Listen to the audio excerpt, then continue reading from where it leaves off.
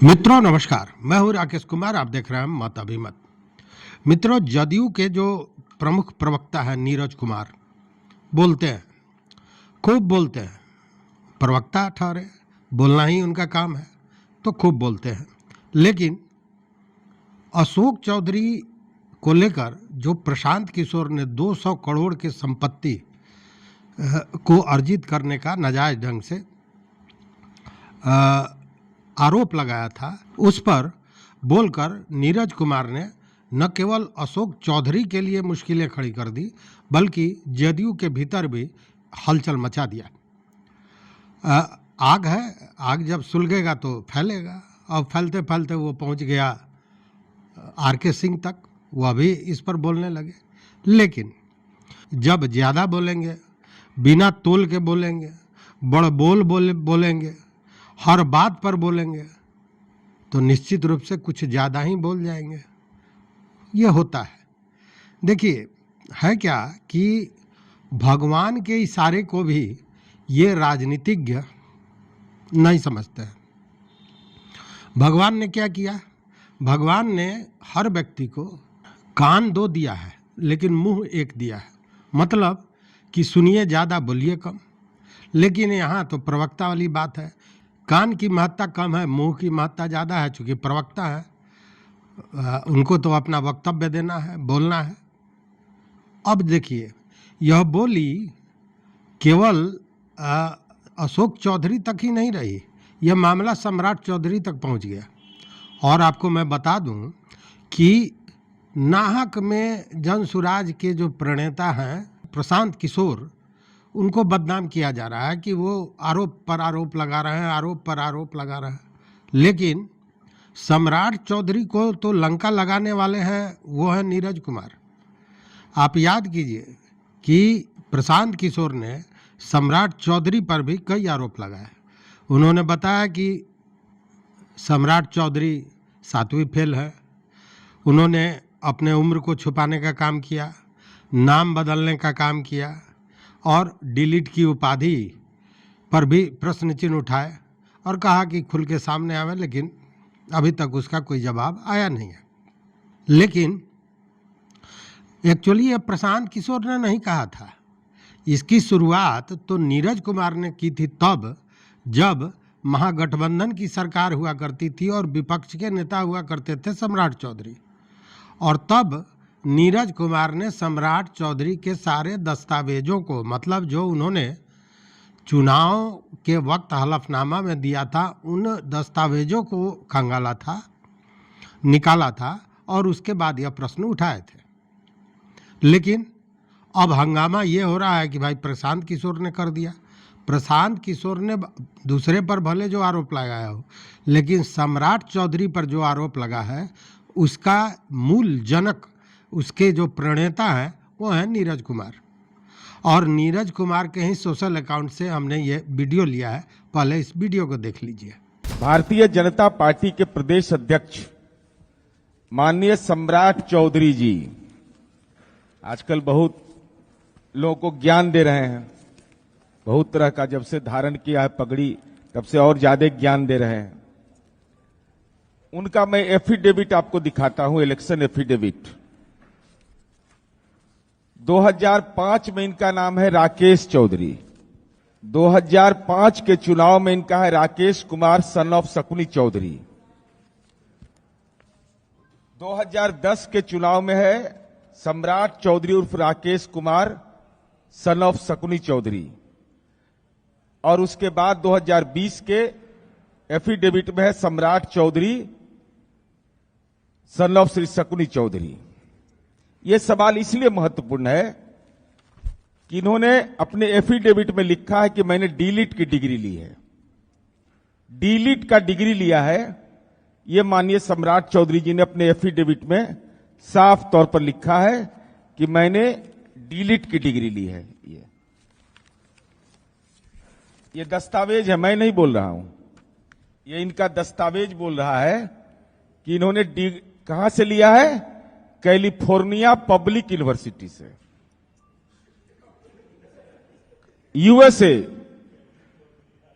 USA के California public university लिखा हुआ है, देख लीजिए, मैंने ऐसा नहीं कोई हम असत्य नहीं बोल रहे हैं। California public university USA. तो हमको भी लगा कि भाई तो बहुत बड़े विश्वविद्यालय से पढ़ के आए हैं, इतना डिग्री इनके पास है, बड़ी डिग्री है। तो मैं भी सर्च किया कि जरा देखे ही है क्या ही, क्योंकि हम लोग के परिवार में, साधारण परिवार में तो कोई जाता भी नहीं है। आज तक सुने थे हार्वर्ड यूनिवर्सिटी, ऑक्सफोर्ड यूनिवर्सिटी, ई कौन यूनिवर्सिटी एगो आ गया नया भाई। तो चूंकि इसमें यह नहीं लिखा हुआ है कि डीलिट की डिग्री तो आपने लिया, तो ग्रेड क्या है आपको, मार्कशीट आपका क्या है, कुछ तो मेंशन करते, रोल नंबर मेंशन करते। वह भी मैं बहुत खोजा एफिडेविट में कि कहीं मिले ही सब, खोजते खोजते मैं परेशान हो गया। तो हम इसलिए सवाल को इसको पूछ रहे हैं कि जिस कैलिफोर्निया पब्लिक यूनिवर्सिटी का नाम एफिडेविट में लिया गया है वह फर्जी यूनिवर्सिटी है। आप अमेरिका के किसी भी विश्वविद्यालय में, यूएसए के किसी विश्वविद्यालय के वेबसाइट पर जब जाएंगे तो मान्यता प्राप्त विश्वविद्यालय के वेबसाइट में के आखिरी में लिखा हुआ रहता है .edu, ये लिखा रहता है। जैसे आप देखिएगा कि HTTP क्लस्टल एजुकेशन, प्रसिद्ध Yale University, New York University, Columbia, लेकिन इनमें लिखा हुआ है सिर्फ .us, .com नहीं है। तो मेरी इच्छा और जागृत हुई कि जरा देखे भाई ये कैसा विश्वविद्यालय है। अब यूनिवर्सिटी में, अब उदाहरण के लिए मैं बता रहा हूं कि कैलिफोर्निया यूनिवर्सिटी का 2 कैंपस है। जरा जानिए ये लोग कितना बड़ा खंड वाला है, सब ज्ञानी। इसका एक नॉर्दर्न मेरिन आइसलैंड है, द्वीप है, वो अमेरिका का हिस्सा नहीं। अमेरिका दावा करता है कि वह हिस्सा मेरा है, लेकिन जापान कहता है कि मेरा है। और वहां पर इसका एक ब्रांच खुला हुआ है, नॉर्दर्न मेरिना आइसलैंड। दूसरा कैंपस है डेलावेरे राज्य के सेवास काउंट में है। अब देखिए जरा इसमें खेल देखिए कैसा कैसा, पढ़ने ही के समय जब इतना खेल करिएगा तो राजनीति में कौन कौन खेल करिएगा आप। तो अमेरिका के वेबसाइट में जिस विश्वविद्यालय का नाम नहीं है, तो कैलिफोर्निया का जो, कैलिफोर्निया में एक यूनिवर्सिटी है कैलिफोर्निया यूनिवर्सिटी, जो एक चर्चित यूनिवर्सिटी है, लेकिन कब कैलिफोर्निया पब्लिक यूनिवर्सिटी, ये इसके तथ्य कहां हैं? चूंकि ये गंभीर विषय है कि जिस विश्वविद्यालय से आपने पास आउट होने का दावा किया है, ना आप रोल नंबर बता रहे हैं, किस साल आपने डीलिट की डिग्री ली यह नहीं बता रहे हैं, तो यह कहीं ना कहीं घालमेल है कि आपने किस विश्वविद्यालय से डीलिट की डिग्री ली है। चूंकि देश डिग्री के मामले में त्रस्त है। त्रस्त इस मामले में है कि देश के प्रधानमंत्री, हम लोग पॉलिटिकल साइंस से एमए पास किए, इंटायर पॉलिटिकल साइंस से आप लोग कोई पास किए हैं? इस सब्जेक्ट का नाम सुने हैं? वो प्रधानमंत्री का माना जाता है कि इंटायर पॉलिटिकल साइंस। अभी विषय तो हम लोग नहीं सुने हैं भाई, हम लोग गांव घर से सब लोग, आप लोग आए हैं। तो एको आदमी मीडिया के हाथ उठाइए कि इंटायर पॉलिटिकल साइंस नाम का विषय आपके सगे संबंधी देश में विदेश में पढ़ने वाले लोग हैं। इसके अलावा आप देख लीजिए, जिन लोगों को आप कहिएगा, चाहे वो स्मृति ईरानी जी का डिग्री हो, विनोद तावड़े जी का डिग्री हो, इस सब विवाद के घेरे में है। तो हमारी अपेक्षा यह है कि सम्राट चौधरी जी आप स्पष्ट करिए कि कैलिफोर्निया पब्लिक यूनिवर्सिटी क्या है, कौन चिड़िया का नाम है, इसकी डिग्री आपने कहां परीक्षा दिया, क्या रोल नंबर आपका है, किस साल आपने पास आउट किया, उस डिग्री की प्रति कहां है। चूंकि कैलिफोर्निया पब्लिक यूनिवर्सिटी का मेरे पास दस्तावेज है, 62 लोगों ने कहा है जो इंडियन हैं, उनके बारे में कहा है कि मेरे नाम का फर्जी इस्तेमाल हो रहा है। तो सवाल उठना लाजमी है।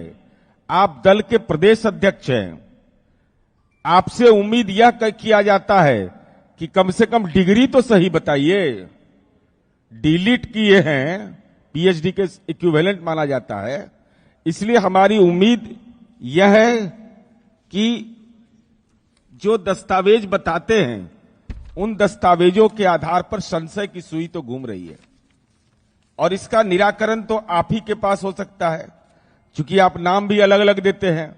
कभी राकेश चौधरी, और कब नाम बदलवाए, वहां किस यूनिवर्सिटी में, कैलिफोर्निया पब्लिक यूनिवर्सिटी में राकेश कुमार के नाम से एडमिशन लिया था या सम्राट चौधरी के नाम से एडमिशन लिया था, ये तो बताना पड़ेगा आपको ना। कहीं ना कहीं तो बताना पड़ेगा आपको कि आपने निकनेम से नाम लिया या दूसरे नाम से लिया। इसलिए ये पूरे तौर पर हम यह समझते हैं कि माननीय सम्राट चौधरी जी को इन सवालों का जवाब देना चाहिए कि आखिर ये विश्वविद्यालय कहां है। विश्वविद्यालय की डिग्री अगर आपने लिया है तो आप उसका रोल नंबर जारी करिए। आपने जिस विषय से डिलीट किया है वो तो आपको जानकारी होगी। इन तमाम तथ्यों की जानकारी हम समझते हैं कि भारतीय जनता पार्टी के प्रदेश अध्यक्ष जी को देना चाहिए, और जनता यह उम्मीद करती है, आपके दल के कार्यकर्ता भी उम्मीद करेंगे कि जब दल के प्रदेश अध्यक्ष की डिग्री पर ही संशय हो जाए तो उनके मंतव्य को कौन गंभीरता से लेगा। इसलिए आपके भी साख का सवाल है सम्राट चौधरी जी। राजनीति में साख महत्वपूर्ण होता है। आपकी साख दांव पर लगा है कि कैलिफोर्निया पब्लिक यूनिवर्सिटी, हो सकता है आइसलैंड वाला से पास कर गए हो, द्वीप वाला से, कौन जानता है भाई, हो सकता है द्वीपे वाला पर बैठे हुए हो, वहीं से पढ़ाई ले रहे होंगे, आत्मज्ञान ब्रह्म ज्ञान वहीं से। तो देखा आपने, जो बात आज प्रशांत किशोर कह रहे हैं, नीरज कुमार ने बहुत पहले इस बात की का चर्चा किया था, इस प्रश्न को उठाया था और इसका जवाब मांगा था। और कितना बेहतरीन वो बोलते हैं, आपने सुना अभी वीडियो में। अब जरा चले आइए सम्राट चौधरी को। तो सम्राट चौधरी अभी जहां भी मंच पे जाते हैं तो नीतीश कुमार का गुणगान जरूर करते हैं। बिहार के निर्माता बता रहे हैं नीतीश कुमार को, सुशासन बाबू और तमाम तरह की उपाधियों से अलग कृत्य करते रहते हैं हमेशा। जब एनडीए के साथ नीतीश कुमार गए उसके बाद से, जबकि याद होगा पहले उनकी सत्ता को उखाड़ने के लिए उन्होंने पगड़ी बांध रखी थी। हालांकि पगड़ी की तो छोड़िए, उसके बाद वही उनकी गोद में जाकर बैठ गए। वो क्या बैठे, उनकी मजबूरी थी, भाजपा के साथ मिल गया तो ये जाते कहाँ। ये तो ऐसे भी इनके लिए अब कोई दूसरा घर साथ बचा नहीं था। तो स्थितियाँ यही है। खैर लाभ भी मिला, उप मुख्यमंत्री बन गए। और यह गुणगान कोई आज से नहीं करते हैं, बहुत पहले से गुणगान करते हैं। जरा उनके गुणगान का एक आध नमूना देख लीजिए। स्वाभाविक है, कुछ दिन के बाद मुख्यमंत्री ही गायब हो जाएंगे तो बिहार सरकार कहेगी कि मुख्यमंत्री को खोज के लाओ तो 1 करोड़ रुपया देंगे। बिहार की स्थिति यही है। बिहार में तो कुछ रूल ऑफ लॉ है ही नहीं। ऐसा कोई दिन नहीं है जिस दिन 20 से 30 लोगों की हत्या बिहार में नहीं होती। कैसा शासन बना के रखे हैं नीतीश बाबू। हत्या हो रहा है, लूट हो रहा है, बलात्कार हो रहा है, और नीतीश कुमार आराम से दूसरे प्रदेशों में जेट प्लेन से घूम रहे हैं। कोई शासन ही नाम का चीज नहीं है बिहार।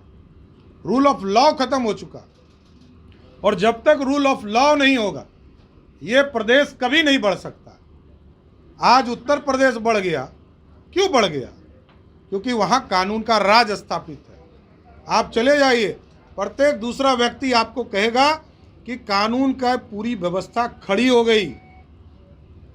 यदि 70% किसी प्रदेश का लोग कानून का राज को अच्छा मानता हो तो उस राज्य में कानून की व्यवस्था खड़ी हुई। आज बिजनेस जा रहे हैं, आज पूरा दुनिया उत्तर प्रदेश जाना चाहता है, बिहार क्यों नहीं आना चाहता? रोजगार तभी मिलेगा जब कानून का राज स्थापित होगा, और कानून का राज स्थापित होगा तभी इन्वेस्टमेंट होंगे, तभी बिजनेस खड़े होंगे, और तभी लोगों को रोजगार मिल पाए। नीतीश कुमार बिहार के लोगों को, बिहार के प्रशासन को बालू माफिया के हाथ में कर दिए। बिहार का लॉ एंड ऑर्डर पूरी तरह फेल्योर है। प्रत्येक दिन 20 से अधिक लोगों की हत्या हो रही है। बिहार में नीतीश कुमार जी अब बिहार को संभाल नहीं पा रहे हैं। वो मेमोरी लॉस सीएम हो चुके हैं। और स्वयं को घोषित कर चुके हैं प्रधानमंत्री। तो अब बचता क्या है? बिहार की राजनीति को यदि बचाना है तो नीतीश मुक्त बिहार बनाना होगा। कितने बेहतरीन ढंग से उनका गुणगान ये कर रहे हैं। मेमोरी लॉस, उनको खोजने के लिए पुलिस में जाना पड़ेगा और तमाम तरह के प्रलाप किए जा रहे हैं। हालांकि एक बात तो है कि सारी चीज़ों के बावजूद नीतीश कुमार ने कभी इस तरह की भाषा और इस तरह का व्यक्तिगत आक्षेप लगाने का प्रयास भी नहीं किया और कहीं आपको मिलेगा भी नहीं। लेकिन जैसे नीतीश कुमार एनडीए के साथ सरकार में आ गए, भाषा गुणगान का तरीका बदल गया। पहले ऋणात्मक था, अब धनात्मक हो गया। मतलब पहले निगेटिव बातें हो रही थी, अब पॉजिटिव बातें होने लगी। यही है राजनीतिज्ञों का चाल चरित्र। मतलब कब क्या कहेंगे। और इसीलिए कहा जाता है कि जब बात करो तो किसी पर आरोप लगाओ, किसी को गाली दो या कुछ भी करो तो उतना जगह रखो कि हाथ मिला सको। आप मित्रों से एक सवाल है कि क्या आप इस तरह की बात किसी के लिए करेंगे तो क्या उसके साथ फिर आप कंधे से कंधा मिलाकर गलबहियां करके काम कर पाएंगे? मुझे लगता है आप सभी का एक ही जवाब होगा कि नहीं। लेकिन ये तो राजनेता हैं भाई, अलग मिट्टी के बने हुए। ये तो नेता हैं, ये राजनेता हैं। इन लोगों के लिए इसका कोई माने मतलब है नहीं। नेता के विषय में हमारे यहाँ एक मजदूर है, बिना पढ़ा लिखा, वो कहता है कि नेता के मतलब जेकरा नेत ना होए। नेत मतलब सोच, विचार, आदर्श जिसके पास नहीं हो वही नेता हो सकता है। ऐसी बातें होती हैं। और तब मुझे याद आता है हिंदी के विद्वान किशोर जी, जो डॉक्टर भीमराव अंबेडकर बिहार विश्वविद्यालय के कुलपति थे, हिंदी के आचार्य भी थे। उन्होंने 4 पंक्तियों में राजनीति की परिभाषा गढ़ी थी कि राजनीति में मित्र कठिन है, स्व से उठा चरित्र कठिन है, किसी जुआरी के अड्डे पर वातावरण पवित्र कठिन है। राजनीति में अगर पवित्र वातावरण की आप खोज करना चाहते हैं तो नहीं मिलेगा। तो आपको कहना पड़ेगा कि आप गलत पता लेकर घर की तलाश कर रहे हैं। अपना मंतव्य, अपना मत जरूर दीजिएगा। देखते रहिए मत अभिमत। मित्रों, चैनल पर नए हो तो सब्सक्राइब कीजिए, लाइक कीजिए, दोस्तों के साथ शेयर कीजिए और अपना विचार जरूर दीजिए। बहुत बहुत धन्यवाद। कोटिशः आभार।